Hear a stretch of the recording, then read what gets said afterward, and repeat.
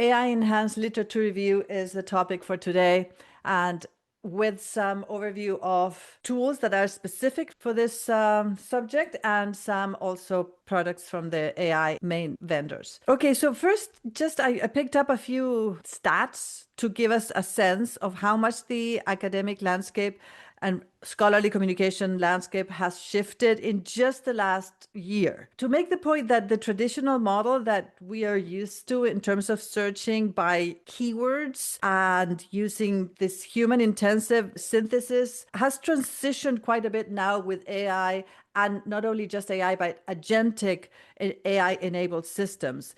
So here's a few stats for you that I wanted to share. The first one is from a report by Elsevier. So it's called Researchers of the Future. And on this slides, you will find that this is an active link, so you can go straight to the source. And it reports that regular use of AI by researchers jumped from 37% in 2024 to 58% in 2025. And this is survey of over 3,200 researchers across more than 100 countries.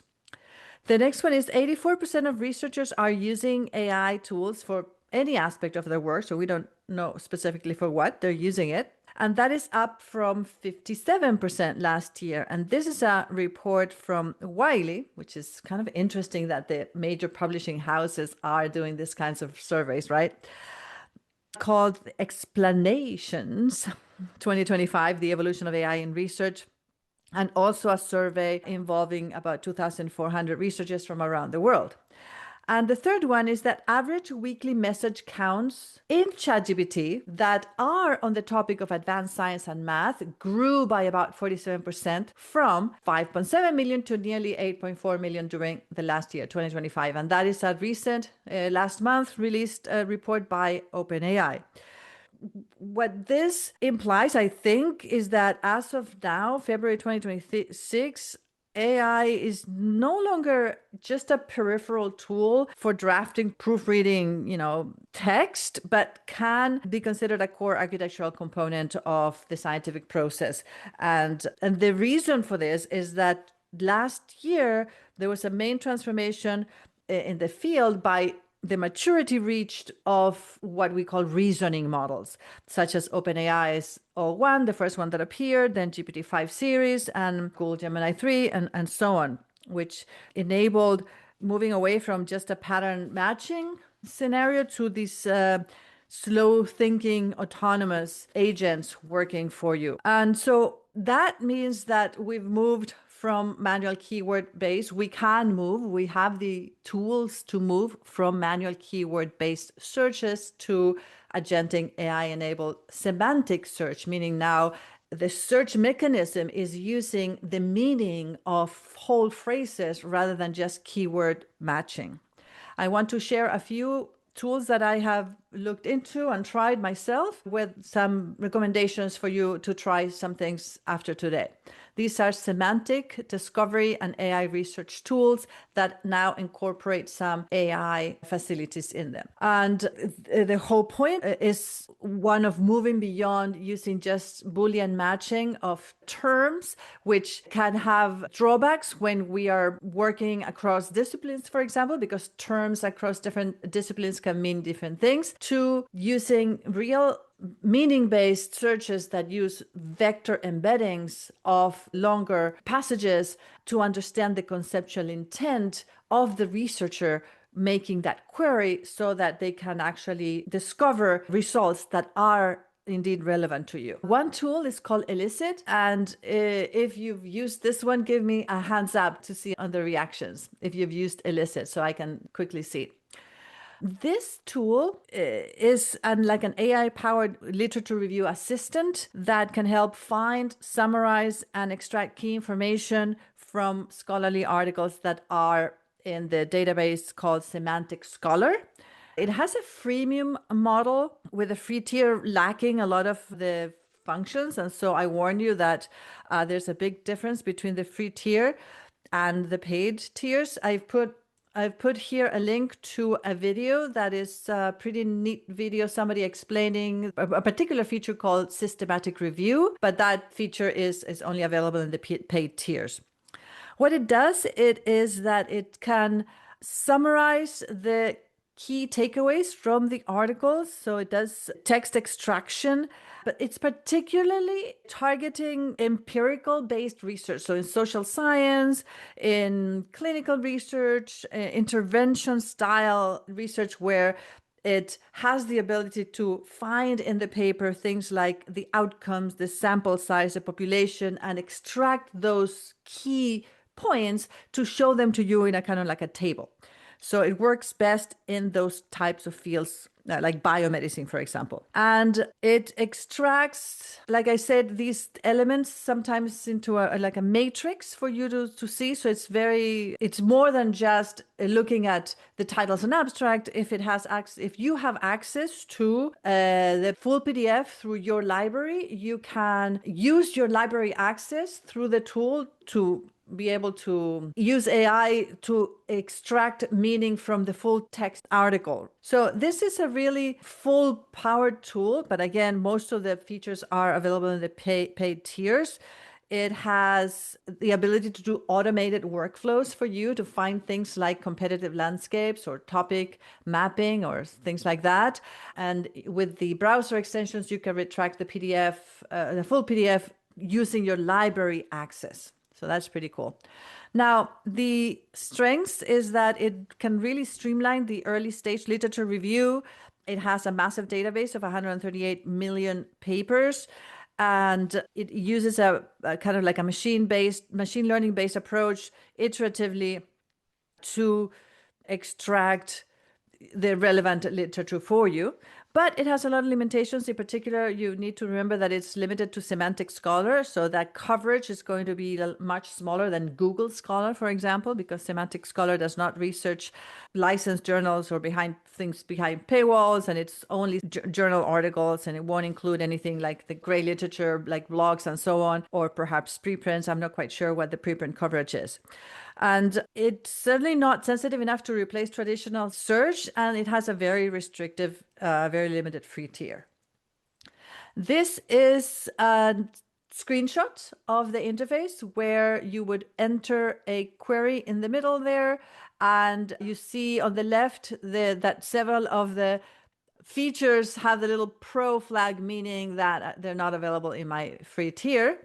And you can see that I made a report. I made a question in the chat to get literature related to a certain topic. Here is how it looks like after it does the review. It creates like a report for me, and all of the papers are going to be found there. I can save to PDF and so on, and then you can see on the right a report of how many sources it found, and in the free tier, regardless of how many sources it found, it generates the report with only 10. So it's limited to 10 of those sources. As you can see here on this screenshot, the free tier has only 2 of such searches per month. You can try it, but if you really want to use it in your day-to-day, you're going to have to pay.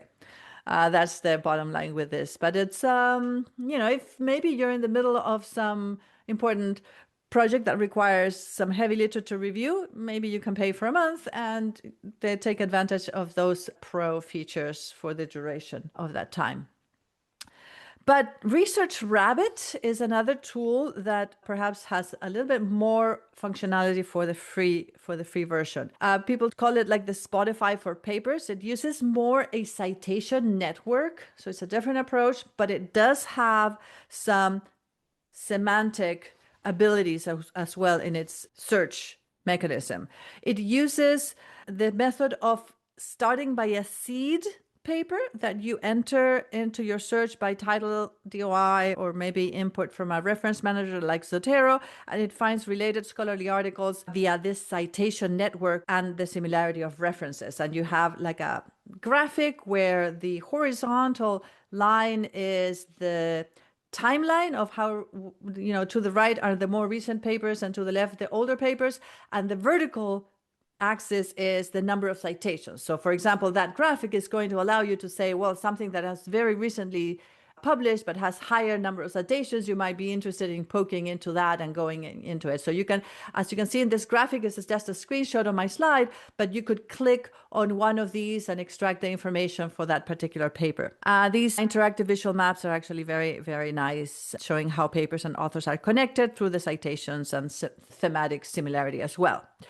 It focuses, again, only on scholarly outputs and journal articles, so you wouldn't have the ability to discover things that have appeared in other formats, like blogs or preprints or so on, that are not accessible through the database. And the core interface, the core idea is this visual exploration that you have available. Again, on the slides, I have found a couple of videos that have live walkthroughs and commentary from people that have channels on these topics on YouTube, and left those links for you to explore if you're interested. But you should definitely try it yourself. And this color coding of items helps you discover something. You have the ability to save items into like a collection to make collections related to specific searches. And that way you can you can export to reference managers and so on for papers that you've saved in your collections. So that's one of the, I would say, advantages or strengths of this tool, the ability to build projects by adding papers and then saving those to a reference manager. You also have the ability to share collections with collaborators, and you have the ability to create smart alerts for updates on new papers on the topics that you've searched. Another tool is called Consensus. Notice for each one of these tools, I've also included the link on the slides. Next to the graphic that I included on the slides, you'll see here the consensus.app URL. That's an active link. This one is a tool that targets the need for more of an approach of verifying a particular question. So verifying whether there is consensus around a topic. So it uses an AI-powered search to provide you with some direct answers to a yes or no type of question. And then it gives you this idea of a consensus meter aggregating papers by whether they answer yes or no to the particular question. It has a database of nearly 200 million academic papers at this point. It also includes book chapters and so on. And it does use language models to analyze those sources and find whether they contribute to the consensus on that yes or no answer question that you entered in your query. It offers also some deep search abilities, but again, these are not available on the free tier. So some pros of this tool: you can follow the links to the sources. So that's very useful. You don't just see the analysis and then have to believe it. You can actually click links and find the source and then read it yourself to confirm it. It is very approachable because it has a natural language interface. The interface is very easy to navigate. But one thing to consider carefully is that this idea of vote counting on consensus it tends to oversimplify your questions. And so it could give you this illusion that something is decided.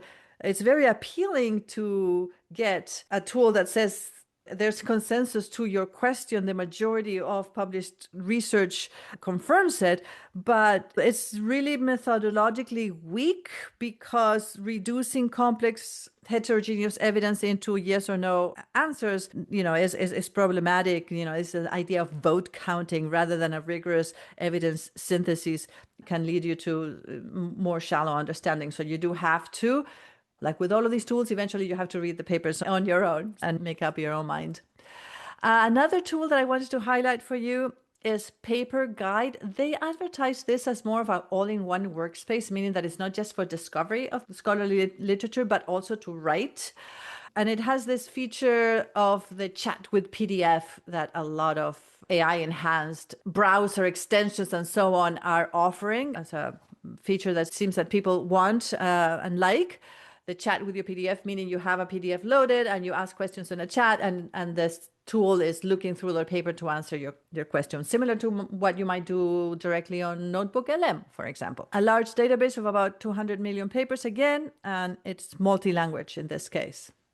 So this tool also includes the ability to do deep research on multiple papers and includes an AI writer. And another very nice feature is to be able to export the citations to a reference manager like Zotero. I had, one more, and then I had a couple of others that I just wanted to list because I didn't go into them. Semantic Scholar, that one is totally free and it's not coming from a company, but it is developed by the Allen Institute for AI, the UK government-funded research institute. And it's got a comprehensive index of, at this point, about 175 million papers, and it uses natural language processing to interpret beyond just keyword search the meaning of titles and abstracts to provide a list of papers for you, to discover a list of papers. And so the whole topic is for enhancing discovery of papers with AI, and it can save you time getting a handle of the research that has been published in a topic. But of course, the next steps are to prioritize and read deeply some of them. In the interim, you will have things to do like create perhaps research feeds for yourself, like having some automations to read the RSS feeds of journals and create a digest for yourself. Other things that you want to do is augment your reading of PDFs, perhaps with NotebookLM, so that you can ask questions. And a feature to look for always is this ability to follow the citation when you read a snippet and get to the citations and then follow the network of citations. This Semantic Scholar is completely free. That's one of its strengths. And it does have API access if you want to write some code to access it. It's not, the coverage is a little uneven and it's strongest in STEM fields. And it doesn't have an integrated tool for drafting or writing, for example. There are other tools. Here are the three ones that I wanted to highlight, but without spending more time on their features. Connected papers is kind of similar to Research Rabbit. SciSpace is another people recommend quite a bit. And then Cite is another one that has a lot of fans online, but it doesn't have a free tier. You definitely have to pay for that. And this is a space that is expanding now with more AI enhancements, right? That's the many tools that you might find. These, I think, are the ones that are most developed and most stable and worth your time to looking into. But what about just using the deep research facility of the standard AI providers? Like if you go now, in fact, only a few days ago, ChatGPT released an enhanced deep research mode. And also Google released new deep research abilities with Gemini 3 Pro. So these tools are actually very, very good. So when would you use the specialized literature tool like I just described, or a deep research agent from one of the main AI vendors? The answer really depends on where you are in your research process and what kind of questions you're asking. If you are focused on a yes or no question, maybe you want to try the consensus to start with. If you are just starting to get into a topic, maybe you just want to start with a deep research with a general tool like these. This is for us to decide whether to use specialized tools or the deep research agents from the main AI vendors. In general, the specialized tools will have more niche application. They have these features like citation mapping or consensus metrics and so on, or the ability to do formal systematic reviews. So those are specialized, and you might find use for that.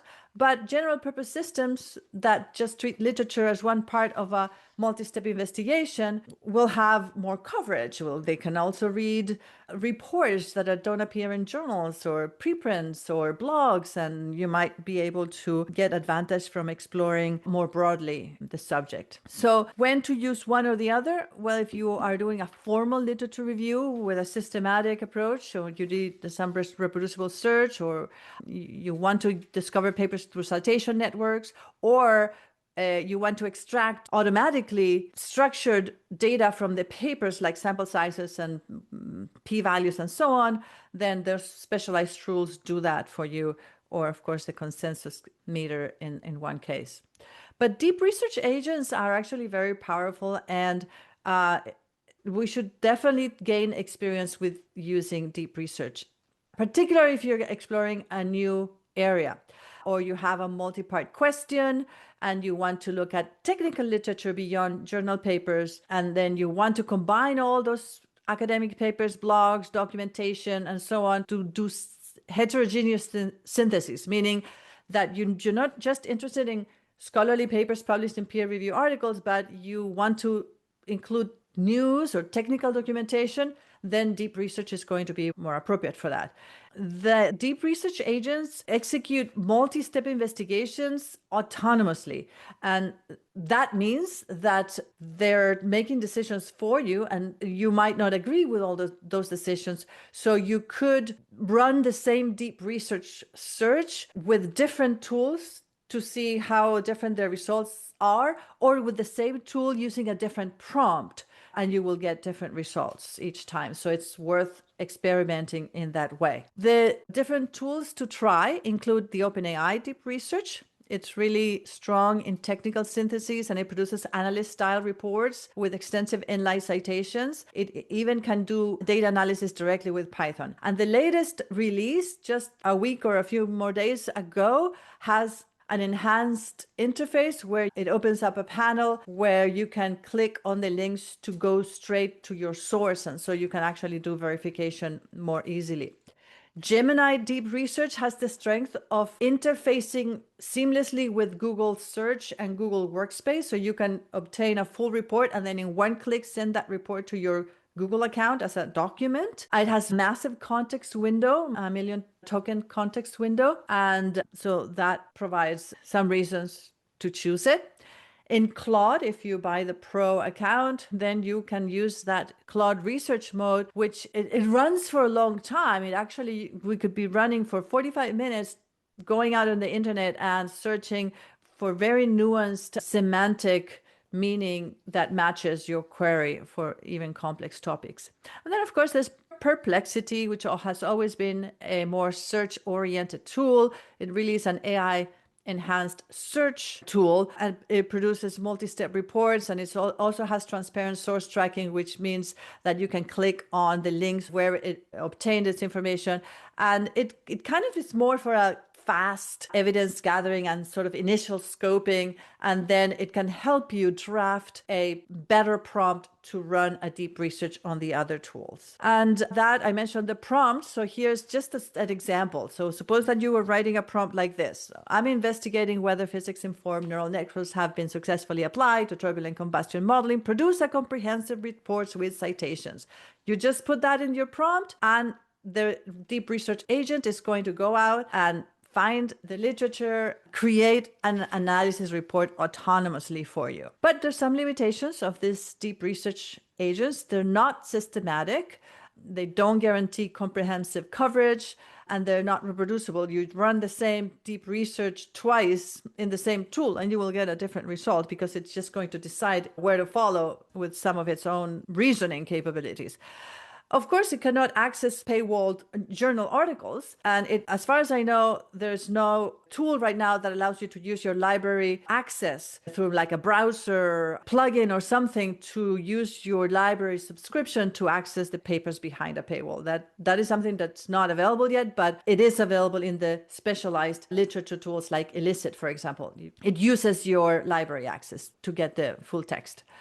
And the models may make choices that are not aligned with your specific research needs. And so for that reason, it's recommended to run it more than once. So what would a AI workflow look like? Perhaps a suggested workflow for you. Start with a landscape orientation where you use a deep research agent to maybe map a landscape, surface key terms, and then point to seminal papers. And then this gives you an initial mental model for the investigation. Then you might do as a phase 2, a systematic expansion where you take some of those seed papers and put them into Research Rabbit or Elicit. That specialized tool will help you build that formal citation network and extract structured data from promising candidates. Then you might use a different approach, like concentrate on collecting those materials, perhaps in NotebookLM, to start asking questions and connect across the sources to detect gaps in knowledge. And that will be probably an iterative process based on the sources that you have found to now start getting research ideas. And in all of these, what I want to suggest is that we want to use a hybrid approach, meaning we want to use the agentic AI tools that are available now to give us breadth, then use the specialist tools to provide rigor and use scholarly synthesis. And of course, you as a researcher want to remain in charge of use your judgment to determine which articles to include in a subsequent process of prioritization and selection. And here, this challenge that we face right now is that if you use these tools as I've just described, you might uncover 350 papers, and obviously you don't have time to read 350 papers. So you have to move to a process of prioritization and selection. And here again, we can use AI tools to help us do that. Of course, there will be judgment calls that we do, but tools can assist in this process if we remain vigilant. And NotebookLM is going to be my favorite tool that I recommend for this process to help us prioritize sources. Because as we talked about before, NotebookLM is the tool at the moment, unparalleled by other tools in the AI landscape, for grounded knowledge processing. It's always going to be grounded on the sources that you add in your notebook. And so here's a little screenshot. We talked about NotebookLM before, but here's a little screenshot again to remind us that we add sources on the left panel. They can be PDFs, URLs, or YouTube videos. It's going to have no hallucinations. The responses are locked to the uploaded text with explicit inline citations that you can follow. And it has also the ability to do synthesis in multiple ways with generating mind maps, audio overviews, and as we played around with before, the infographics. And I've left a link here to a recent video, a very good video about using NotebookLM efficiently. And I recommend that if you go back to the slides, how to use NotebookLM better than 99% of people. It's a really nice, I think 20-minute video. We want to imagine the workflow here. We've already gone through the process of discovery, and we're going to upload candidate abstracts or full text papers that we identified in that discovery stage. And then we're going to, in NotebookLM, ask categorizations and relevance questions to start helping us group papers by a theme or by a method, and helping us select and create a prioritized reading list based on your specific question of interest. So for example, you might ask, which of these papers focus on the methodology development versus specific applications? Or you might ask, group these papers by the numerical methods or algorithms they employ. Of course, I can come up with examples that are closer to what I would do, right? Numerical methods in my case, but imagine how this might apply to you. So your queries in the chat column in the middle of NotebookLM has the aim of creating groups of those papers that you fed sources. And then you might continue with strategic prompts to help you identify relevance. For example, identify which papers are the most relevant to specific technique or specific problem that you're interested in, which papers appear to be foundational works versus incremental updates, identify contradictions or gaps. And this is the type of strategic prompting that we would do to make sense of something that could be, in the Pro version of Google AI Pro, I think it's called, gives you about up to 300 sources in a notebook. So you can really be working with a large corpus here. The limitations of this approach is it really only knows what you upload. So once you put things on NotebookLM, it does not assess anything external to that. It's only looking at the papers that you uploaded. And the relevance is going to be judged by textual similarity, and it doesn't have domain expertise. So sometimes that is going to be like a superficial analysis, and you're going to have to review and verify whatever outputs come out of that. I mentioned before these Claude projects or ChatGPT projects or Gemini Gems or custom GPTs. And then the idea would be that we can create these with the papers that we have selected to start now doing more deep engagement with those selected resources. So that allows us to go engage deeply with the content. They're very similar, Claude projects. You build a knowledge base and you can accumulate that over time. So you can keep adding more and more papers, and you can continue creating new chats that you can have multiple turns between yourself and the model, where you may be discussing a proposal or new inputs that you add. And Gemini Gems are similar. There are custom AI assistants. You can provide specific instructions for their behavior in what's called the custom instruction or the system prompt. And then you can engage in this dialogue-driven prioritization, similar to what you might do in NotebookLM. But now you're in a tool that not only is looking at your sources, but is able to do new research. You can start a new